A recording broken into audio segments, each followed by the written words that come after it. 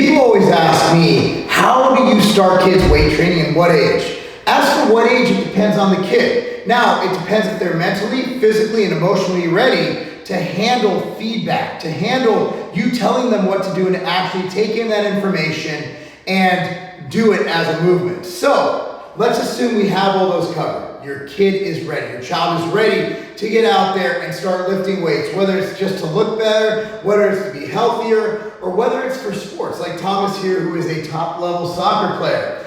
And so that is why I felt it best to bring Thomas in to demonstrate these movements. Now, when you look at Thomas's squat, this is a kid who squats. How much you squat, Thomas? 140 pounds. 140 pounds. He weighs how much? Around 81. 81 pounds. That's ridiculous, right? So you ask, how does he do it? Well, we didn't just start on the back squat. You want to start by mastering what I call regressions, and then progressing every step of the way until you're able to do a proper back squat. So we're going to start now by showing you movements that Thomas and every kid I've ever trained, over, what would you say, 500, 600 kids at Campton? Yeah. Ton of kids that I've trained throughout the years that I've used before I put them on a back squat. Now we got more of these coming, and I'm gonna link them down below as they come out. Show you the progressions for a deadlift and also show you the progressions for a bench press and other movements. Let's start with the squat. So the first movement is the plank. The plank establishes that the youth athlete has core strength. So you want a complete flat body on your toes, balance on your elbows. Now I want you also to make sure the child is tightening their butt like they're about to poop their pants and they don't want to. Tighten your abs and your core, tighten everything. So you want to hold that for at least 30 seconds while squeezing everything. As soon as the child is able to maintain this posture with complete tension for 1 minute, they are ready to move on to the next level. Next thing I want to make sure is we have mobility in the ankles and the calves. Most kids do. I also want to teach kids proper form, including neutral spine, and including certain cues. So what I want to do next is a bodyweight squat. Thomas, you want to take your shoes off. I also like kids to train barefoot. I want them to feel the floor. God put us on this earth with feet, and they're meant to touch the floor. And I love it like that. So you want your feet about shoulder width apart, toes facing straight. I want you to have your chest out, like you're showing the emblem, this Tennessee Soccer Club emblem. I want you to have a neutral spine. How do you do that? What I like to do to start is actually like to put an object, put an imaginary object, or put an object 10 feet in front of you on the floor. And look at that the entire lift, from going down to going up. So I want you to hinge at the hips. That means you're coming down, you're hinging at the hips. All right, so you're not doing this, your knees aren't coming forward, your hip hinge, boom, boom. So you're coming in, boom, coming down. So I want you to have straight up. You can either put your hands out in front of you or you can hold them out like this, whatever's more comfortable. Chest out, drop the butt, and come up. Trying to come slow. Drop the butt all the way down. Now, as you know, Thomas, great mobility.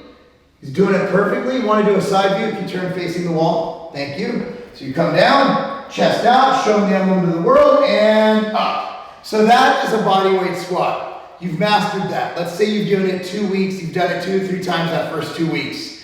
Next thing you want to do is you want to master a goblet squat. Goblet squat, you take a weight. Dumbbell, we have power blocks right here. If you're interested in power blocks, I will link them down below. So you're going to hold them out in front of you.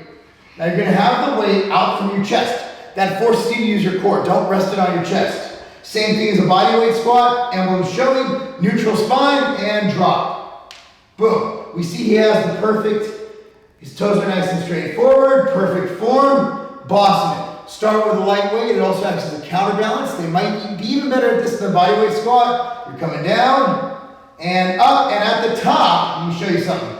At the top, when you come up, right? Come down, come up, hip hinge. So squeeze the glutes at the top, hinge that hip. Now you're ready for the granddaddy roll. That's the back squat. So let's teach you proper form on the back squat. We're going to do it. Now normally, do not do what he's doing. I want you to face in, so you rack it to the front. We'll show you how to do that, but for now, to demonstrate the squat will come out, because Thomas has obviously done this a couple times.